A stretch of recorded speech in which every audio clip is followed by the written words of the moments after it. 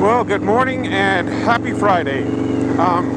As you may or may not be able to tell, I'm out today on my 2018 Harley-Davidson Breakout. Going for a little run this morning. It's Free Ride Friday, so let's roll the intro and we'll get started.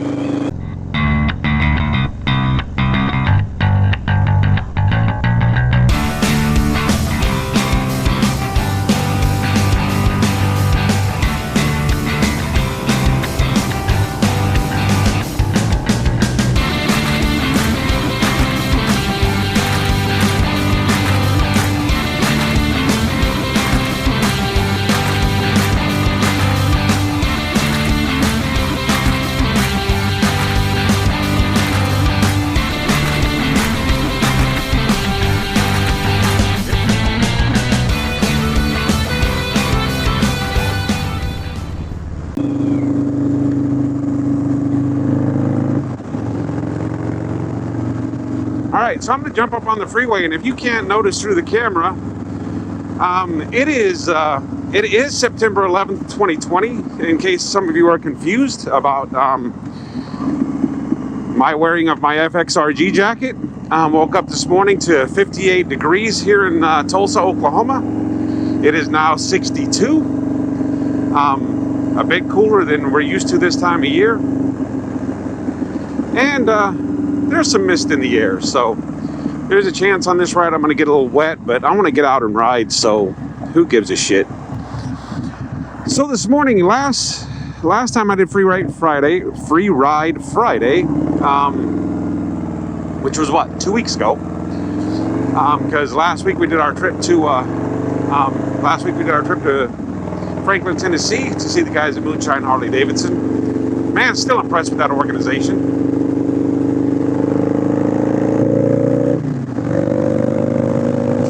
I want to kind of follow up on the topic that I hit on in that video.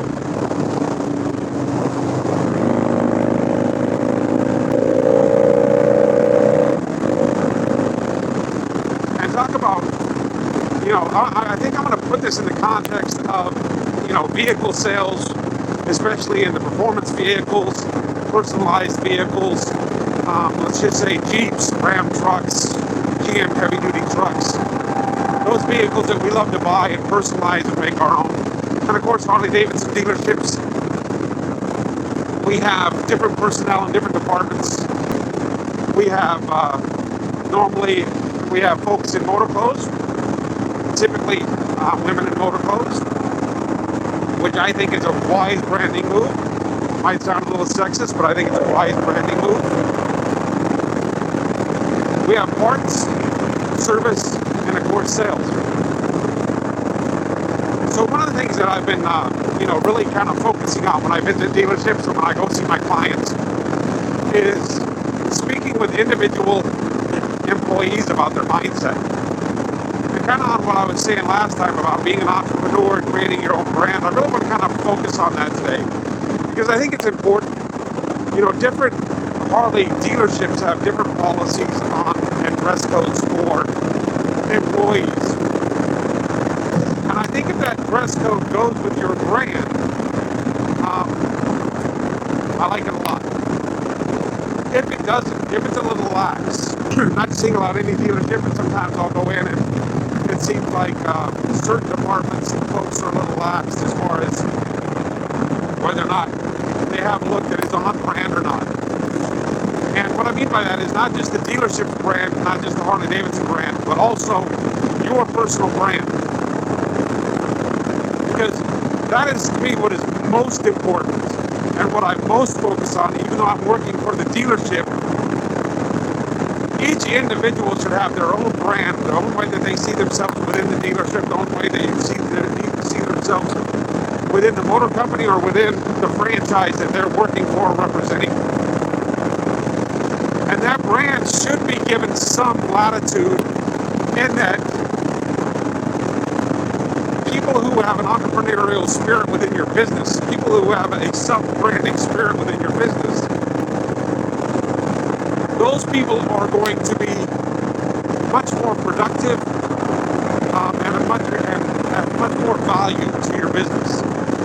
So, you know, this kind of comes from a conversation that I had with a good friend of mine. She works in the motor clothes division at a Harley-Davidson dealership. And the dealership kind of lets her come in not being what I've seen as her top brand. And I think she's making a mistake. And again, I'm not pointing out any single person. I know she's going to know who I'm talking about, but I'm really not pointing you out. I'm really not singling you out. It's just kind of my best example in my mind. That you are constantly in a public-facing business. You are constantly being seen and being perceived by the folks that visit your dealership. Every word out of your mouth, the way that you speak, the conversations you have, your own personal profile on social media. I know it's your personal profile, but the fact is, it's the best way for you to create your brand and create your future to become of value, to where if you ever decide to change jobs, if you ever decide that you're worth more to your employer than they're paying you, it's your best leverage. You know, how you have represented yourself, the loyalty that you've built in your audience in comparison or on top of the dealership's audience, the better you're going to fare in that debate to be rewarded for the value that you bring. So I'm a big believer that, especially in the Harley dealership industry, automobile dealerships, like I said, the car industry kind of got this 20 years ago. And there are very few car industry stragglers today that don't understand how to value the employees and bring value to their dealerships. But it seems Harley-Davidson, especially outside of sales, and if it's a service-oriented dealership outside of the service department and sales, because almost always they have a pretty good attention to detail in sales, and sales is normally run on some type of a commission or a reward basis to where the people are getting a certain value for what they bring to the table. It's a certain added value for what they're bringing to the table, I guess I should say. So, no matter what the policy is in the dealership, no matter what they'll allow you to get away with as far as being lax, as far as being casual, in my opinion, if your brand is to be a badass woman within this masculine environment, you can't go to work off-brand, ever. If you have a personal profile where you get lax and you communicate with your friends and your family, and it's very casual, you should have, besides that, your own business page, where you put out nothing else, your personality. You can have a personality page. You can have, your entrepreneurial spirit within your dealership page. That page should be on brand. That page should represent you in a business environment. That page should represent you as you bring value to a business environment. You should constantly, even if you love your job, even if you love the place where you work, everybody's going to benefit from you marketing yourself, from you creating good branded content. Man, I love this bike when it gets up to speed. So you're going to bring value to everything about the business you work for. And the fact is, you're going to keep yourself in a position where you're always earning based on that value. Now, there are dealers who are not my client because I explain this principle somewhat up front. This is something I believe in. This is something that I'm going to teach your people. If you're not ready to reward people as they bring value to your dealership, we're not the company to work with you. Because I am a big one on valuing those people who bring value to your business. So if you're not ready to do that, don't call NOA Performance. We're not for you. We are value people, and we believe that everybody that brings value to the table, from the guy that details their bikes just perfectly to your best mechanics, to your most diligent parts person who knows, to the person in your parts department who gets to know what works and what doesn't and to make good recommendations rather than just be an order taker, to the girl in motor clothes that's selling hundreds and hundreds of thousands of dollars a year in your department. You should be more than willing to reward those people for what they bring to the table, for the customer loyalty that they build, for the bodies they bring into the dealership when it's slow. All of those things, all of the value that they bring should be rewarded. So I want to get that in there. To me, that's critical. And if you're working for a dealership that doesn't function that way, if you work for a business of any kind that doesn't function that way, you need to find another job. You need to take on that attitude that I was saying. You are unique. How you employ yourself is critical. So you don't have to employ yourself in the place you're employed at now. Get your ass up. Put yourself on the market. Find a place where you can bring value, where you can add value, and where that person, where that employer, where that business is very, very, very willing to reward you for the value that they bring, to recognize you for the value that they bring. That is really, really critical. So, first things first, identify who you are, what you believe in, why you do what you do. That is the key to any building, any culture, any brand. Know why your employer exists.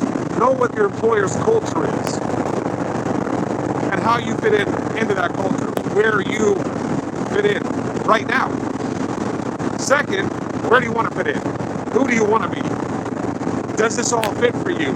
Does your brand fit for this brand? Does your culture fit for the culture that you're working in? Get all those things identified. These are the things that we actually do. People ask what we do. First thing we do is identify the culture of the dealership. We get to know the owner. We want to know why they're in business. Their why is very critical as to whether or not we are going to actually work with them. And if their why isn't right, there's nothing we can do. We know that. There's no reason for us to be there. Why do they want to be a market disruptor? Why do they think they can be a market disruptor? What is it in their beliefs of why they do what they do that can stretch their business beyond where it is now? Because all of that is very important, the way that we work. So the same thing in this, on the employee level. Why do you do what you do? Why does your dealership, your business do what it does? Do you fit? Are you the right fit for the position? Can you demonstrate the value? Is there somebody that you can identify your value to that can help you be rewarded properly for the value you bring? These are the first steps. Next, get yourself on brand, your wardrobe, your makeup or lack of makeup, your haircut, everything about how you carry yourself, your language, your vocabulary, the way you speak to people. And hopefully, if you're in this business, the way that you show that you care about people who are standing in front of you, spending their money with you in this business. Identify it, plug into it, be authentic about it, and rock it. I mean, just be it. That's for sales, that's for everything. I believe that salesmen are missing the boats when they're waiting at a dealership for customers to come in. You should be on social media, you should have your own audience, you should have your own pool. You should be able to bring in customers during slow times, bring in prospective buyers during slow times. That's your damn job. Your job is to build an audience, to engage with that audience, and then know exactly when you can convert that audience. Sincerely, for their benefit, for the mutual benefit involved in the transaction. If you're not doing that, in my opinion, you're a bad salesperson. I don't care how much you sell. You're not doing it right. So, That's my message for this Friday. It's Free Ride Friday. I'm taking you down the damn freeway. I love this freeway on this bike because I can just get fast. You guys have a great weekend. Have a great next week. Make sure that you like us on Facebook, subscribe to us on YouTube, follow us on Instagram, all those platforms. Please leave comments down below. We don't consider any comment good or bad. Though you might not always get the answer you expect, we are not politically correct, and we're not polite to trolls and assholes. So, you know. Anyway, we will definitely see you down the road. Peace for now.